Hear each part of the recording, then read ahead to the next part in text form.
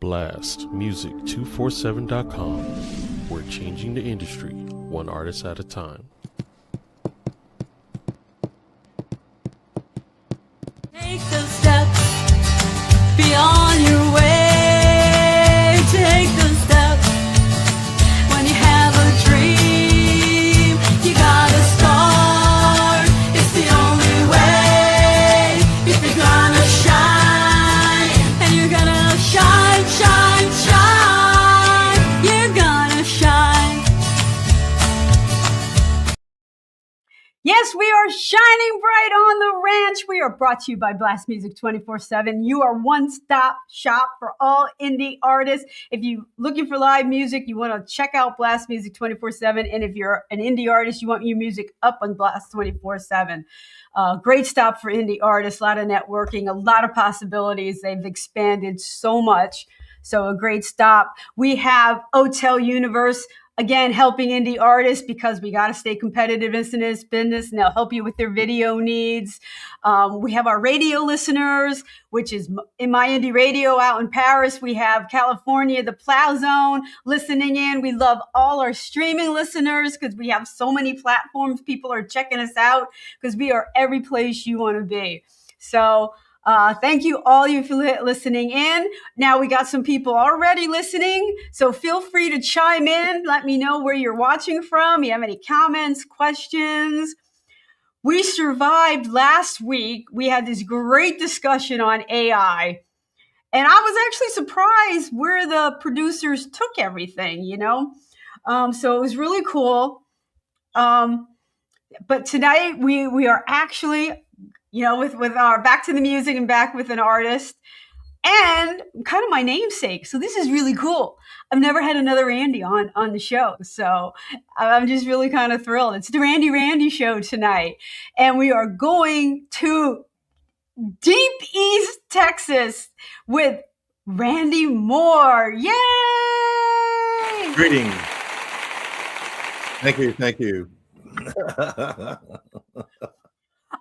Tell you though, you don't sound like Texas. Well, I've been everywhere. I've been a lot of places, so it's I know. Believe me, if I have to get on a Citizens Band radio or talk to somebody at a gas station out in the country, I can turn it on. I can say, well, look, man, I think I got something wrong with my carburetor here, but really, well, I mean, what's the fishing like around here, y'all? How y'all doing out there at the lake over there? I can do all that kind of stuff. So. Yeah, I could turn on my Pennsylvania Dutch too if I had to. Yeah, absolutely. Yeah, it's survival dialect. Right. Yeah. Even at restaurants, you got to talk food, in their language. You don't get what you want. Yeah, unless you're in a Waffle House, then it's just entertaining because it's amazing. I am still amazed by Waffle House wait staff and cooks. They have their own language, and there's a guy over there who is like out on parole, and he's cooking like 12 things at once, and he gets them perfect. Absolutely perfect. And the whole time he's smoking a cigarette. It's just amazing, really. That is so funny. There you go. Oh my God. I know Waffle House. There actually a one Waffle House in Bethlehem. But down south, when you're driving down south, home towards Nashville, or we'll go to Atlanta every summer. The Waffle Houses. And last summer, Minnie, my drummer, and I, we were like, we no more Waffle Houses. I just can't do this anymore. Can't do it, man. Yeah. Yeah. Well, I go in for the atmosphere, the cool lighting, the jukebox. They're the only place that still has a jukebox. So not all of them anymore. I know they're phasing it out. I know they're getting to be like McDonald's. They used to go to McDonald's land. They don't even have that anymore. Now it looks like. I mean, I've seen more interesting libraries now than McDonald's restaurants. So I'm having a whole issue with the order yourself type thing. Oh, I can't do it. I'm sorry. I've walked out several times on that. Take my order. Please. Yeah. it's the same thing everyone else is ordering, a number one with a Diet Coke. Yeah. Please, just someone take my order. Yeah, it's there's too many details on that computer screen. It's almost as if you're taking a survey or you're getting a tax return done. So, yeah. I can't. All of a sudden, you have all these choices, and all you wanted was a hamburger and fries. Like, yeah, where's the quarter pounder with cheese combo? That's all I want. Okay, fries, quarter pounder with cheese. Boom, that's it. Okay. What choice do you want? Why do I have to have this huge screen when all I really need is just this? I know. Just put up the value menu and let me just have at it. Well, eventually it's all going to be mechanized. It'll all be, they keep moving towards, machines serving us, and then suddenly we'll be serving machines. I was actually at a tea house 3 weeks ago. It wasn't even 3 weeks ago. I met a friend. We met in the middle at the Prince Tea House. And I'm like, it's a tea house. Yeah. And we ordered our tea and the scones and, clotted butter and all that. It came on a robot. Ouch. Yeah, this is real relaxing. Really? Are you going to pour my tea? Because I don't think so. You have to get it off the thing yourself, Like, yeah. Like, really? A tea house? It's the old joke of the first automated, fully automated airline, or the first fully automated airline. People passengers are on board. They leave the gate and they're all sitting back, and the automated voice comes on. Welcome to the first automated flight. We are glad that you have joined us here today. Our flight time will be 3 hours and 45 minutes and 23 seconds. You will be flying over the Grand Canyon as well as many parts of Arizona. Make sure that you look out the windows when I instruct you to. And just remember, I want you to sit back and enjoy the flight and know that nothing will go wrong, will go wrong, will go wrong, will go wrong, will go wrong. Okay, wait a minute. Mindy says, I watched an automated barista at a convention last week. So they're mixing drinks. That's actually a big deal at bars because they don't want the bartenders giving too big of shots. That's what that's about. No. Because it's a big deal in a pub. If you go to a British pub, Ireland, they have things hanging down and it gives you a shot. It's very automated. They know just how much is coming from. But in America, they all go, and you get good tips if you give really a whole lot of alcohol. Yeah, that's what, yes, Making as much money at the bar, Mm-hmm. So it doesn't surprise me, Mindy. That's one of the first things that they automate is booze control. But you said were you at the Hard Rock, Mindy? Do I remember that right? What's that? At the what? I think she was at the Hard Rock Hotel in Atlanta, I believe. No. Automated? Is it? I don't know. I don't know. That's what I'm asking. Let's see. I've a bit of a delay. Let's see if we come back with an answer with that. Well, yep, Hard Rock. Somebody tell us.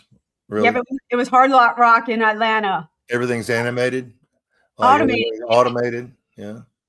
Hard Rock Hotel. How'd they cave that fast? I don't know. They're just trying to save money. That's it. It is a big money thing with the bars. Everything. Follow the money. And except for you and me. That's it. Don't follow the money. You won't find it. We're not chasing it. You won't find it as a musician. Believe me, we spent too much already. It's escaped. The money has escaped us. So. Oh, for sure. For sure. We're back to playing for food because. Yeah. We have no money because we have these, I know. Just when you think you're doing good, you're like, is that a new guitar? Yeah. Look on the inside of underneath the serial number. It says poverty machine. Yeah. There you go. Oh, and I am a mile from the Martin factory. I refuse to go there. I can't. Really? Yeah. What, do you think you'd be too tempted to? I would. Yeah. I love my tailors. I over Martin, but when you're like a mile away. Yeah. That's a little dangerous, right? That is dangerous. It's that borders on some sort of like codependency. You're going to need treatment if you go there. I know. Like to get me out of there. Yeah. Oh, she's too many guitars. She's gonna have to dry out. You gotta have to stay in the Betty Ford Center for 30 days. For 30 days to do a detox. Guitar detox. Nothing but piano for you, young lady. No, I hurt my shoulder again. Oh, I can't hold the guitar yet. Ish. Anyway, That's it. That's my detox right All there. right. Cool. Right on. Randie, why don't we talk about your music? How about that? Sure. Hey, somebody told me that's what I do for a living, and by God, I'm living, so I must be doing it. Right. Living the dream. Absolutely. You know what? And it really is. I mean, I really couldn't think of anything else I'd rather be doing, and I don't think I have the skills to really do anything else. So, not that I couldn't develop the skills, but I'm just too darn lazy. So, yeah, you gotta catch up quick with that, with automation taking over so much. yeah, and that's still, jury's still out on how far that can come when it comes to musicians. They can create everything that you can see on your computer screen, and probably even create things that are holographic on stages and stuff. But I just don't know that it's going to translate to something truly electric. So, well, that was the point of last week. I had two producers in. This is what they did. They took one of my songs and redid it with AI. Right. I was terrified. And the point is, why do you listen to Tom Petty? Not because he's the best vocalist on the planet, because he's Tom Petty. And he brings that to the music. You don't get that in AI. Well, you don't, but then you do, because it's programmed imperfections, because it's all drawing from millions and millions of algorithms and stuff and everything. So I'm not a fan of any of it, because as far as I'm concerned, everything that we use, from right down from my acoustic guitar to my recording setup, they're all tools. They're just tools to communicate what you're wanting to do, and basically put emotion, to a lyric or to a melody. That's really, to me, that's the basic thing. I'm not sure that a computer, no matter how sophisticated it is, will ever truly have that capacity. It has all the other capacities, which, if you look at the landscape of modern music, of modern entertainment, a lot of stuff could get passed off easy, no problem. Everybody would be entertained, all good. Hey, we like the way that sounds. Hey, that's great. But when it truly gets down to it, I don't know that there's a machine that's going to sit, 6 feet away from you, reach out with a lyric and make you either want to cry, laugh, or think about someone that you love. It just ain't going to happen. So. No, I agree that the soul isn't there. And speaking of soul, your song "Forget Me Not." Yes. All soul. Thank you.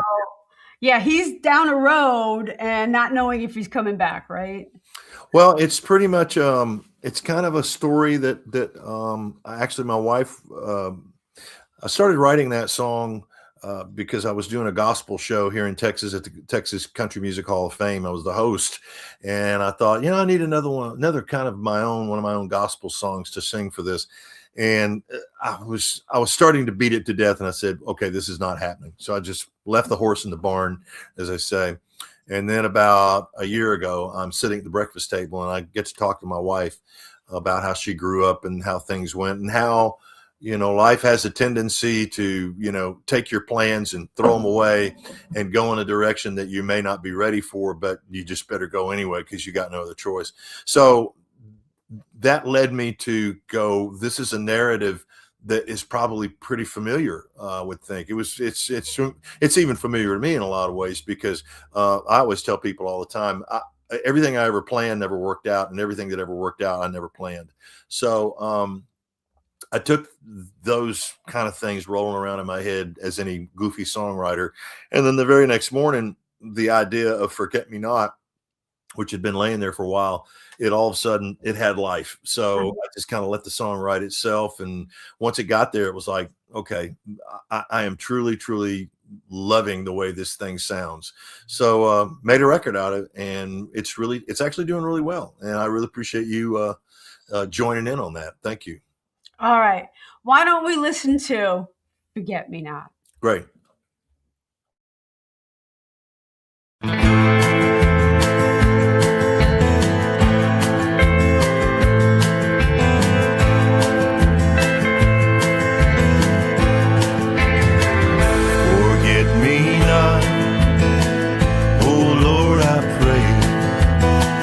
If I make it home, will you let me stay? Though I've forsaken you and lost my way, like a thief on the cross, forget me not. I was a child with a home in the sunlight, barefoot and walking in fields of gold, until one night, one callous evening, I started down that long dark road. Forget me not, oh Lord, I pray. If I make it home, will you let me stay? Though I've forsaken you and lost my way, like a thief on the cross, forget me not. Chilly autumn winds blow leaves from the garden, so goes my soul where it never stays. My body's weary, and when I lay it down, in dreams I hear my mother say, forget me not, oh Lord, I pray. If I make it home, will you let me stay? Though I've forsaken you and lost my way, like a thief on the cross, forget me not. With a soul that's lost, forget me not. Oh Lord my God, forget me not.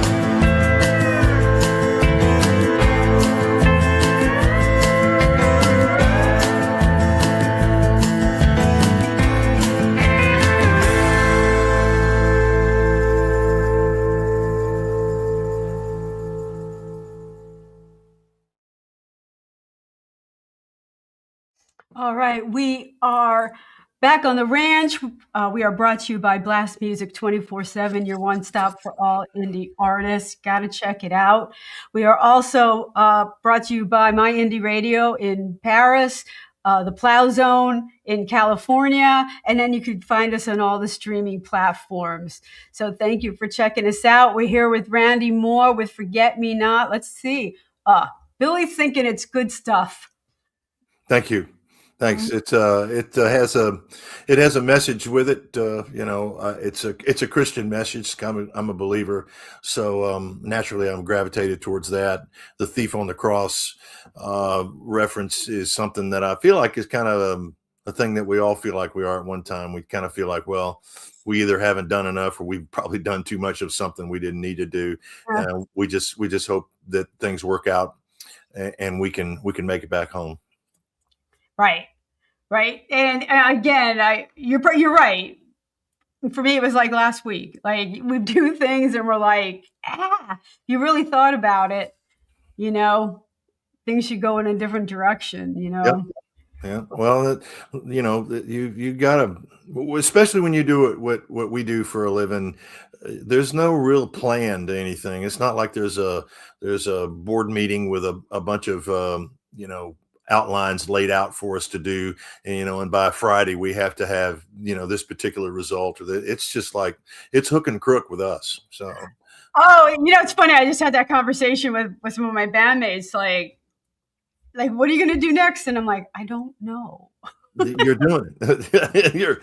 You just look at him and you say, Just playing guitar. Like, yeah, you just look at him and say, hey, in 10 minutes, you're going to see what I'm going to do next. yeah. When I get there, I'll get there. Yeah. Yeah. So was that produced in Texas or was that back in Nashville? That was both. I recorded some of my guitars and vocals and did my piano stuff here. And then Barry Sanders played those electrics, and his friend played pedal steel, and we had a drummer there.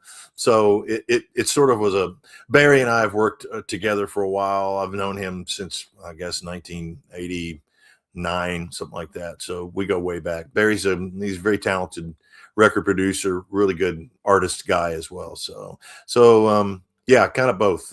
Partly Texas, one boot in Texas, one boot in Tennessee. Really pretty pedal steel. I'm not always a huge fan of pedal steel, but that was really sweet. Yeah. Well, I am a big fan of pedal steel, especially, but in your defense, there's pedal steel players that'll make you feel like you're a long tail cat in a room full of rocking chairs. Yep. But then there's those guys, there are people like Rusty Young and Lloyd Green and people like that who are just so good. You just go, how can this not be on this record? So it's really cool. Anyway. Right. Yep. Yeah, when you come across a good pedal steel. And we'll hear a little bit of banjos from some of your work coming up too. And that's one of those instruments too. Yeah. That it definitely, yeah. It's another one that, and there's, I don't think there's as many pedal steel jokes as there are banjo jokes. Say for instance, I left my banjo in my car the other night, and oh my God, somebody broke in. And when I got to my car, there were 2 banjos there. What's the difference between a dead turtle and a banjo player? Well, the dead turtle was probably on his way to play a master recording session. Stuff like that. Yeah, there are lots of banjo jokes. Banjo jokes. Really. But, recently banjo became cool again. Mumford & Sons and some other bands really resurrected and used it differently and kind of breathed new life into it.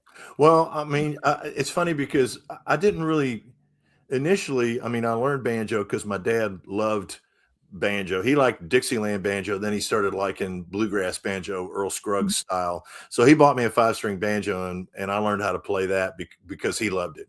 And then when I was listening to music a little more intensely, I noticed that there were really great records that had like a banjo in there that sort of like, it kind of helped make the sound what it is. If you listen to Old Man by Neil Young, there's a banjo back there and it's being played by James Taylor. And it's really great because it's just a little kind of almost like a funky riverboat plunky, kind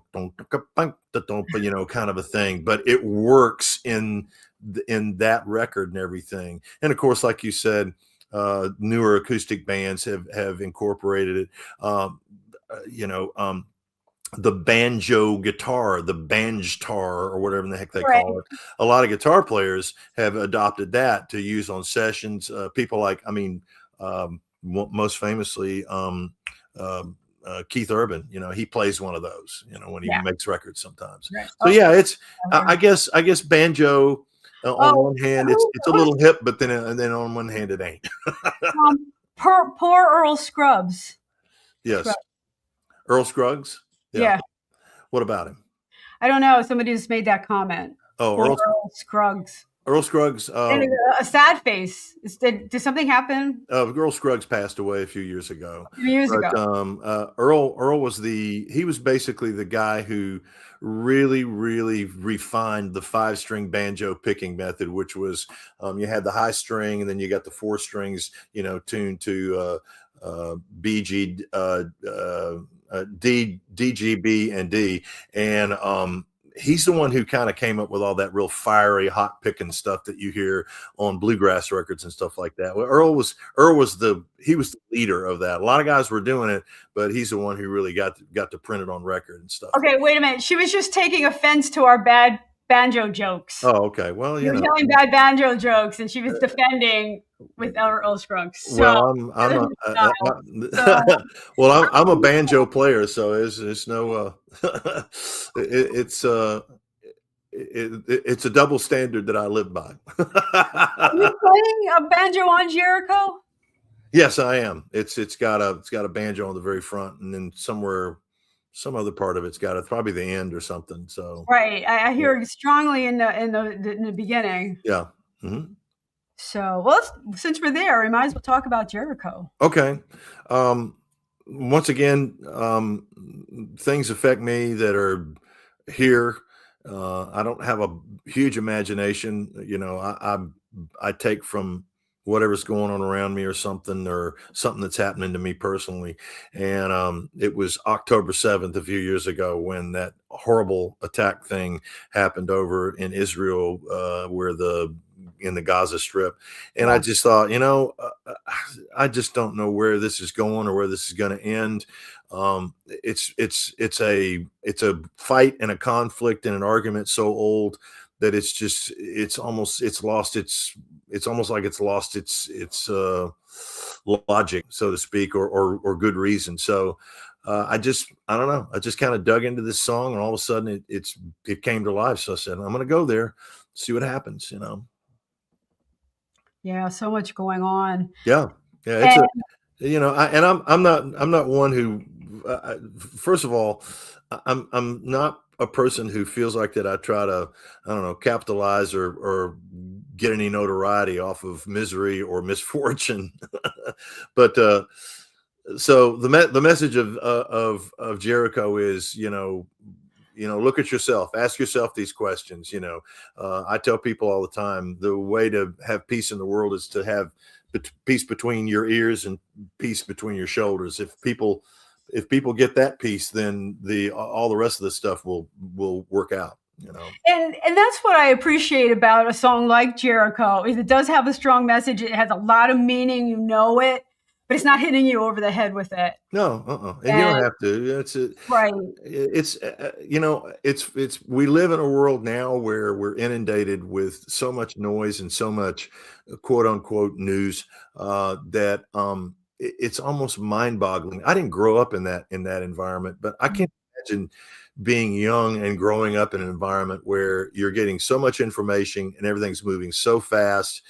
That's probably why, kids who are in their teens now are going to be just like off the charts intelligent, when they get to be older, because there's going to be so much stuff in their brain. But you know what? They're so anxious because they're bombarded, all the time. It's triggering fight or flight, all the time. I mean, they do have an information, but what's fake, what's not fake, which is just being sensational, what's not being sensational.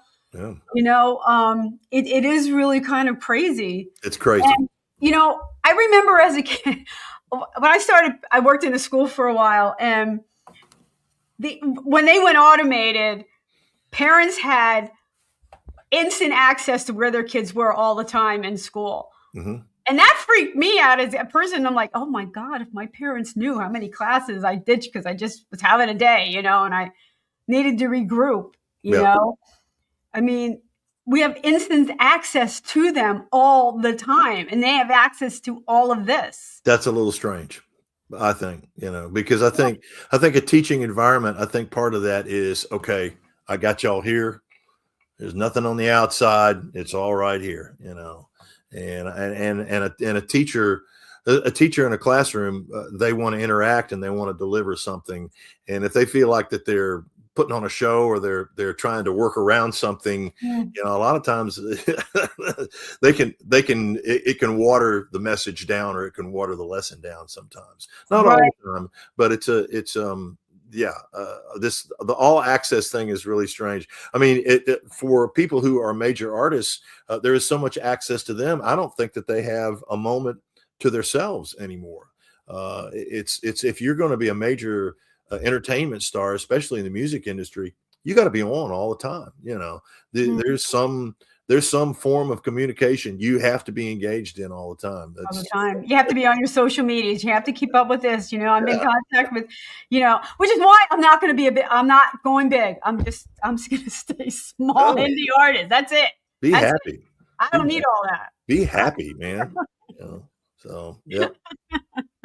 Yeah, I don't want to see that much of myself anyway. It's tired of me all day. Yeah, it'd be like surrounding yourself with posters of yourself in your room and in your bathroom and in your hallway and in your kitchen and in your garage and in your car, and then you're driving down the road and you see billboards of your face and you're like going, please, can I just get away from me? Yeah, I'm with you on that, Randie. It's a lot. And I think by nature, artists aren't the best at promoting themselves anyway. It doesn't come natural. And yet to have yourself out there and like you said, seeing yourself and having to put it's exhausting. Great artists have no promotional skills and basically all the earmarks of someone who is like Van Gogh. They're borderline where they need to be taken care of. I'm a perfect example. My wife takes care of me, so. Yeah. Oh, that's nice. Yep. That's nice. So, all right, why don't we give Jericho a listen? Lovely.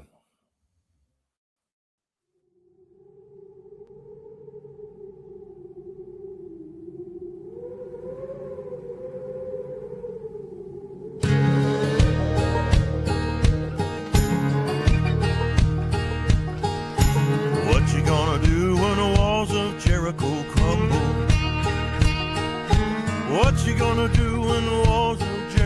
crumble? Who you gonna hail and glorify? Who you gonna curse and crucify? What you gonna do when the walls of Jericho crumble?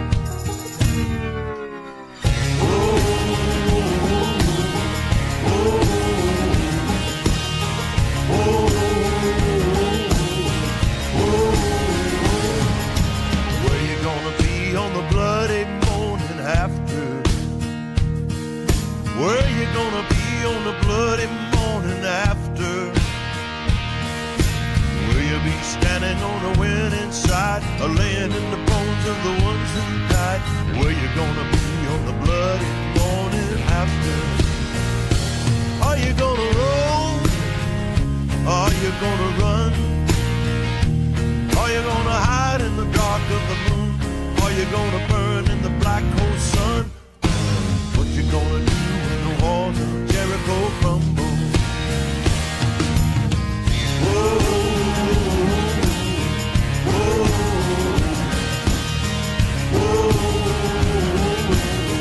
whoa, whoa. Who you gonna blame when the truth is finally spoken? Who you gonna blame when the truth is finally spoken? Are you gonna point a righteous finger, looking at your face, staring at the mirror? Who you gonna blame when the truth is finally spoken? What you gonna say when they ask what you believe in?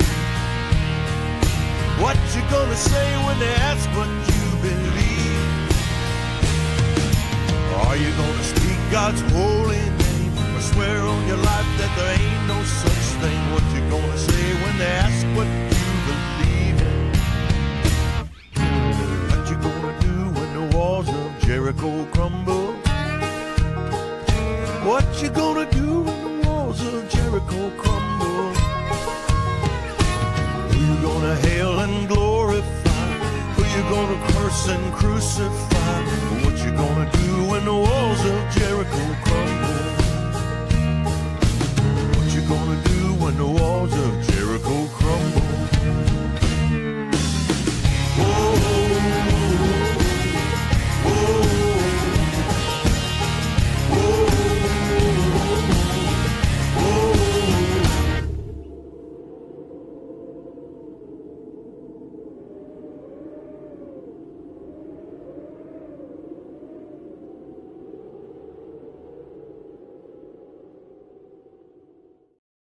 Right. We are back on the ranch. We are brought to you by Blast Music 24/7, your one stop for all indie artists. And we're all about supporting our indie artists. So today we are with Randie Moore. You look like you have fun with the video. You like doing videos? Yeah, I mean, I learned how to do that stuff. My brother is he's a producer, director, film guy, and we worked together on a lot of stuff. That video he and I actually worked on together. The Forget Me Not, my wife shot that. She's a really talented photographer, so I get a kick out of doing that kind of stuff, and just trying to make sure that you don't lose whatever's going on in the song by doing something in the video that either is unrelated or takes away from it, so. Right. And people are hearing what a great message that song was. Billy agrees with that. Yeah. So, 5-string banjo.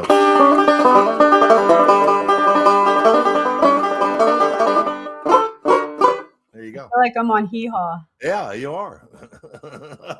Cadillac, a Cadillac. Yeah. Oh my God. Flashing me back.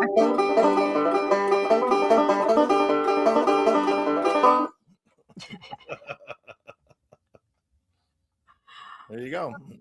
That's cool. So, 5-string banjo. See, here you go. That's for the banjo jokes. So you get them when you buy one of these. You get a full book of banjo jokes. You do. Complimentary.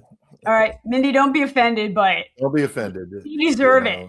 I'm sorry, they do. There's a lot of bad banjo out there. I'm sorry. That's okay, and there's a lot of good banjo. There's bad. And there is. It's just like people. People are like banjos. Good banjos and bad banjos. Good it's people. True. She loves it. She's passing along. So I played a little banjo for Mindy. What happens when you try Mindy? All you listeners out there, Randy's going to play your song.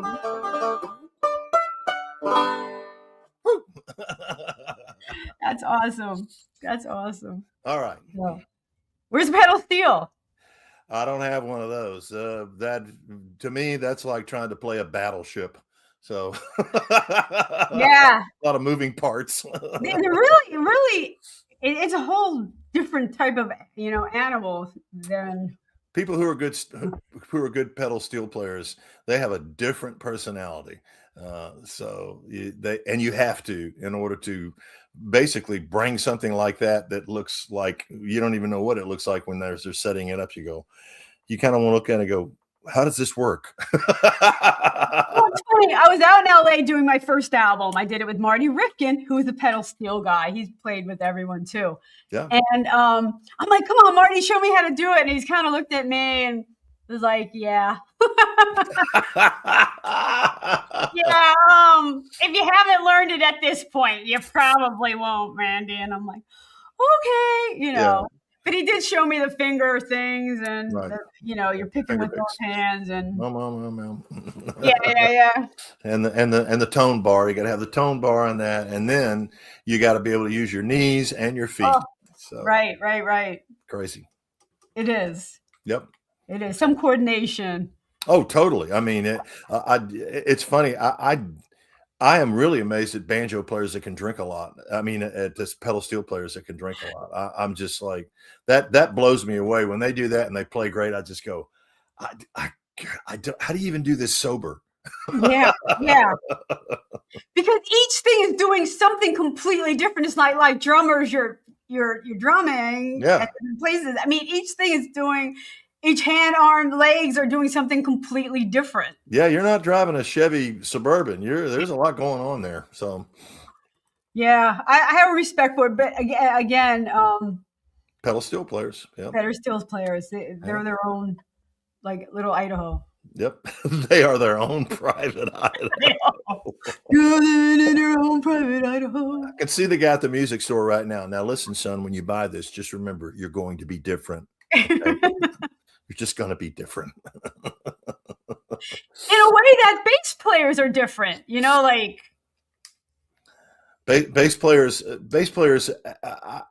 It's hard to be a bass player because in the back of your mind, A, you're pretty much in control of what's really happening, and B, you're pretty much in control of what's really happening, and that's scary.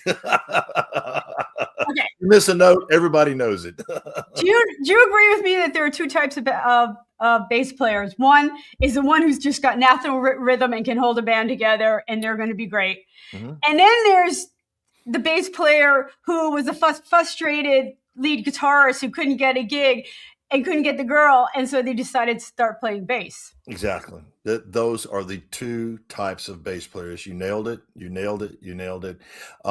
There are those who are the hybrid, of that, but mostly they are in those two separate categories. And of course, you and I gravitate to the guy who can just groove. You can just groove. We're not interested in how many notes that they know on that neck. It doesn't matter. Just play the one that's going to go with all the other things that are up here. Right. It's so true. Yeah. Yeah. Oh, and by the way, don't forget to follow the drummer too. Oh, yeah. Sometimes we listen to Mindy. Sometimes. Yeah. There you go. Yeah. Yep. So you're having a good time, Marva. This is kind of fun, isn't it? Doing this. I love doing this. I love Mondays. I really, really do look forward to this. Yeah. I never, you listen to the music, but you don't know what the interview is kind of going to be like. Right. So I have like my stock questions if I run aground, Yeah. I always have fun with this. Well, I'm one of these folks that really doesn't have a deep need to express myself or sort of do any sort of real therapy through lyrical content or music or anything like that, or artistically express myself in that way. I actually got into this because it was the only thing I could do that girls liked. So that was really what got me into playing music. Of course, then this came along and I was that anyway. It's like, wait a minute.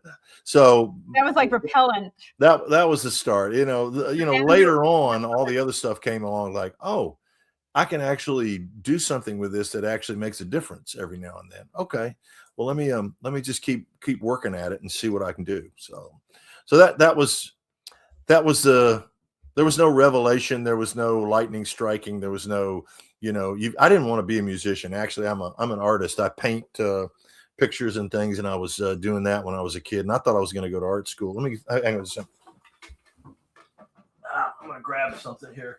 This is just sort of it's kind of a Salvador Dali thing that I did of a song that I had. This is Elvis and Jesus, Billy's defending drummers. One of our listeners, the drummer's the heart and beat of the band. Absolutely. He's the machine, man. He's driving the train. Yep. But I do agree the bass player holds us together. They're a little underrated in what they do. Of course. And as people who are on the front microphone like you and I, everyone is going to be underrated unless they look at us and they go, man, that person on the microphone, they're really overrated. That's what the rest of the band is saying. Yeah, well, really overrated. For those of you who can't see, Randie just showed us one of his paintings. It's a Dali inspired type painting. It was really nice. So not everyone's going to be able to see it, but it was pretty cool.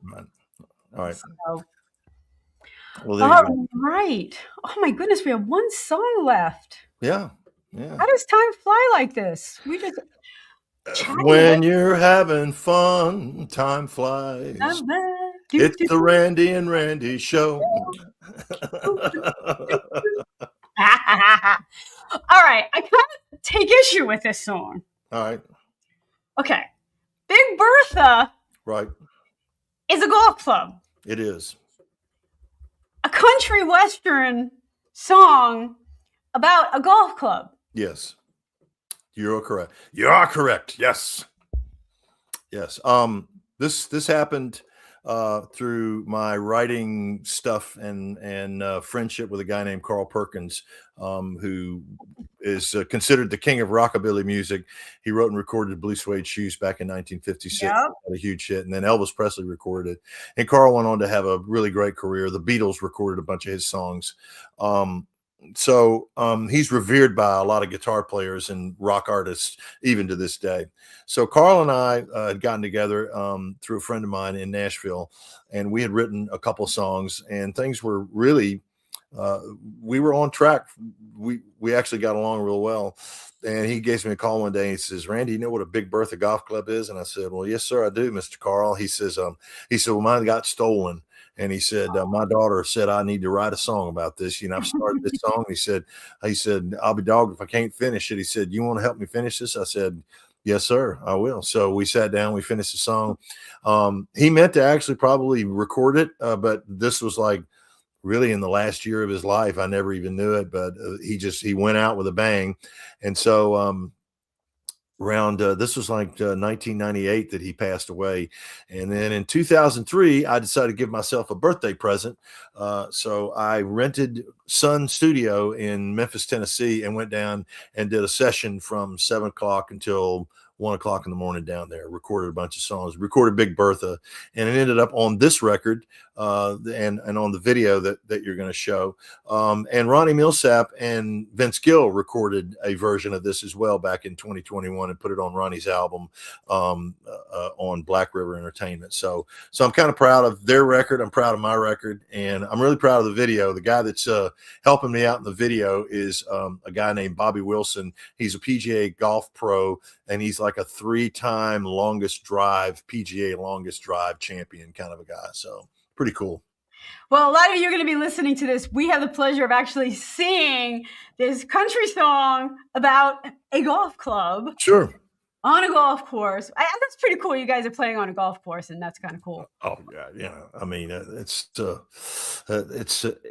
was really a lot. That was a fun day. That was a fun day. I will say that. And I will say, when people ask me, they go, "You wrote a song with Carl Perkins about a golf club?" I said, "Well, listen, Carl wrote a song about shoes. Why not a golf club?" All right, guys, we're gonna hear Big Bertha. Good start, high launch, and he's just hitting it at the Remax balloon. Huge ball right there, right? Bobby Wilson just won his second title. Might be the best feat in Remax long drive history. Congratulations. Thank you.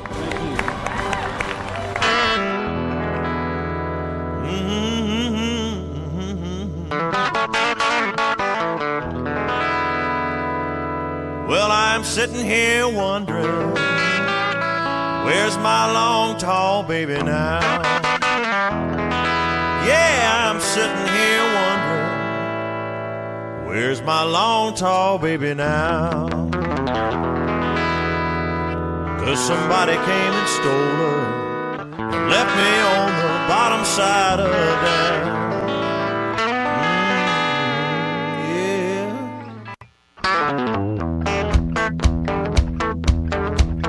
I used to take her out on Saturday, and a swinging we would go. Yeah, I'd take her out on Saturday, and a swinging we would go. Now I would do most anything just to swing that gal once more. She always felt like a dream right here in my hands. Any cat who's played around with her would understand why I'm bluer than a hound dog, barking up a tree, crying, "Please, please, please, Big Bertha, come on home to me." Well, I hope I never find him, the dude that took my gal away. Yeah, I hope I never find him, the dude that took my gal away. 'Cause if I do, I'm telling you, he'll have the devil to pay. Oh, yes, he will. She always felt like a dream right here in my hands. Any cat who's played around with her would understand why I'm bluer than a hound dog, barking up a tree, crying, "Please, please, please, Big Bertha, come on home to me." Oh, come on home to Daddy, Mama.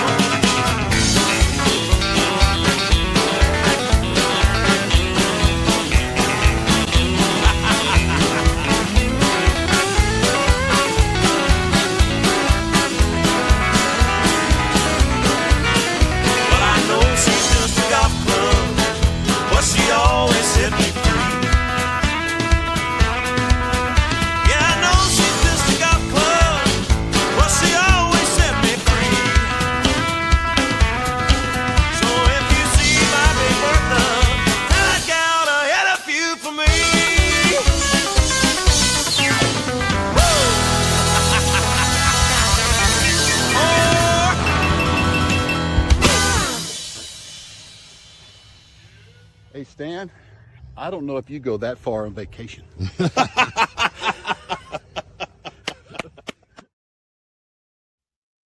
There you go. And we are Bobby back on the ranch. We are brought to you by Blast Music 24/7. And if you're any indie Americana artist out there listening and you want to be on the show, just hit up my website, randieoneil.com/shows. You can fill out the form and you too could be on. We could be talking about your music right now. All right, let's see, Billy. Somebody hold my feet. I can't stop dancing. That is a toe tapper for sure. Yeah, that's feel good music, baby. Oh, Rockabilly. really? Rockabilly music. Ain't nothing to it. It's just a hopped up country song. About a golf club. Yep. Sure enough. Sure enough. Yeah. Yeah, everybody out there who does the indie thing, the Americana thing, look up Randie O'Neil. Man, I'm telling you what, you've got an energy that won't stop. I love it. I like being here with you. It's good stuff. Oh man, I like having you here too. This is a good time. We're just talking away, you know. Yeah. That's what I like to do. Cool. Right on. I don't think people know how busy you've been and how much things you've been involved with and the people that you know. What do you got going on, Randie? Well, right now, all I'm doing really is just promoting this record, Forget Me Not. I'm going to be doing a show or two around here in Texas. I got one down in Luckenbach I'm doing later on this year. And I love going down there. Me and my wife love to go down to the hill country, beautiful place. And once again, I have to go with what I started out with way back here about 45 minutes ago. I don't really plan a whole lot of stuff. I just things just kind of fall in my lap. So everything I ever planned never worked out, and everything that ever worked out, I never planned. So it'll be probably another record, maybe in another 6 months or something like that. Last year, the whole year was taken up by a record that I did of Cats in the Cradle, which ended up in part of a film that was on Apple TV and on Amazon Prime called Harry Chapin, Cats in the Cradle, the song that changed our lives. And it was a retrospect, sort of a celebration tribute of the song Cats in the Cradle. And I got to appear in a film with people like Billy Joel and Joan Collins and Robert Lamb from Chicago and stuff like that. I told the producer who was putting it together, I said, "Why are you putting me in here, man? You trying to bring your ratings down? Is that the deal?" He goes, "No." He says, I like your songwriting. He said, "I respect you as an artist, and I want to get your insights." So I said, "I'll play a version of this on there." And he goes, "Well, play it." So I played it. He played it for the Harry Chapin family. I didn't know this. He was going to do this. Then he comes back to me and says, "Harry's family said you need to put this out as a record." So I said, "Well, I guess I don't need any more excuses to not." So I put it out. And like I said, it took up all last year for me. So, I didn't plan on that. I was just going to cut the record, be in the film, and be done with it. I ended up in Asbury Park in December doing what they call the Hungerthon for Why Hunger Foundation, which is a foundation that Harry Chapin and Bill Ayers started together, which funds hundreds of food banks around the country and around the world. And their mission is just make sure somebody gets a good meal who's not eating a good meal. Right. Oh, it's such a good cause. Stone Pony. They've done some great fundraisers over the years. I was there. Oh my God. It was like the 90s. Yeah. And Kiss was playing. There was a fundraiser. Oh, who was it for? It was for a producer whose daughter had leukemia or something. And we were fundraising. So I was crushed at the stage for Kiss. And I look over and there's Bon Jovi. Yep. So love playing the Stone Pony. Cool. Right on. Everything you don't know who's going to show up. No, and those people, John Bon Jovi and Richie Sambora, hey, they're local guys. They're local. What do you want to do tonight? Let's go down to the continent, And they do. They just literally, That's way cool. Very cool. Yeah. So as projects come up, you just kind of jump on things and. Yeah, I mean, things just kind of come around. I don't. There's no cause and effect here. It's more like effect and cause kind of a thing, sort of in reverse. But I've just kind of accepted that, that's the way things go for me. you know, my primary job, like your primary job, is to reach out with a piece of music, a lyric, a melody, an emotion, and do something with it. Make sure that it hits a spot. It lands in the right place. It helps somebody with something. It does something for somebody. That's what we do as musicians and as artists. We sell emotion. You know, it's basically it. So I try to kind of keep that in mind with everything I do, writing songs and all that kind of stuff. One of my main things, like I said earlier, is try not to beat an idea to death, because it might be a good idea. You might just get sick of it. So just leave the old horse in the barn. It'll still be there when you come back. Probably be ready for you to ride when the idea all really does that. So no, I agree. Sometimes a song's going to fall in your lap, and sometimes you got to walk away, come back, but you have to let a song be what a song wants to be. You really do, you know, and for better or for worse, you know, being in the music industry, we both have experienced so many voices, you know, whispering to us or saying, well, you should do this, you should do that. Well, you need to put this here, you need to do that. It's like at a certain point, you get to where, okay, I think I've learned enough and I've heard enough. I'm just going to do this. I'm going to do what I need to do to make sure that I'm happy with it 20 years from now. You know, it's about it. Right. That's how I approach stuff, you know. All right.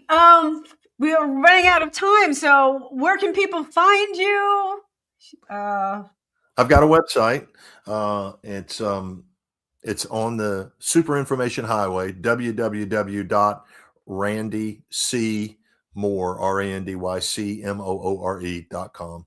Anything that has to do with me, they can find it there. You can find out how to download my songs from, you know, iTunes and junk like that. You can see these videos and other music videos and live performances.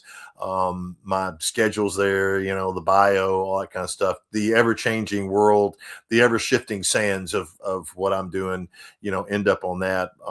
I've got 2 Facebook pages. One is dedicated to music, which primarily what you and I are doing is it's created for that. It's called Randie C. Moore Music. People can check that out to see what's going on with my records, who I'm talking to. Am I talking to Randie again? Oh, of course, you know, why not? And then I've got one that deals strictly with live dates, what I'm doing currently, where I'm going, what stage am I going to be on, who am I going to be in front of, and it's called Friends of Randie C. Moore. So I've got all the other stuff that everybody else has, but I just don't even use it. I you know, if I had to spend, you know, all the time on social media doing all these things, I would never get one song written or recorded. You know, it would all be about me staring into a computer screen and, you know, basically burning the backs of my retinas. So I know it's a different type of energy, and it is. And anybody who does this like you makes it look easy, but believe me, I know what you do. It's not easy. Okay. You just make it look like it's real casual and easy, but this is not an easy thing that you do. So my hat's off to you. So thank you, Randie. I always, when it gets bad, I just go into another room and cry, and then I come back and keep doing it. You got it. Everybody needs a good cry every now and then. I know. Yep. Okay. Good. Well, I do hope you come back when you have more music. I'd love to have you back. Love to come back. This was a good time. So Yeah. always up for a good time. Yeah. Hope to maybe make it up to PA. Who knows? Maybe one of these songs will really put me on a national map for getting in a vehicle and traveling around the country. At this point right now, I'm fairly regional local, but who knows? This with what we do, you just never know what's around the corner. So let's hope that whatever's going on, it's just going to leave the world a little bit better than we found it. That's all. All right. Words to live by. Let's make the world better than when we got here.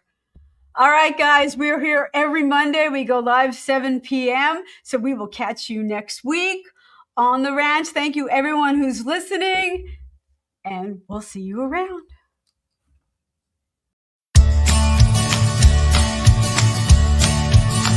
I'm on the road. Don't know where it goes.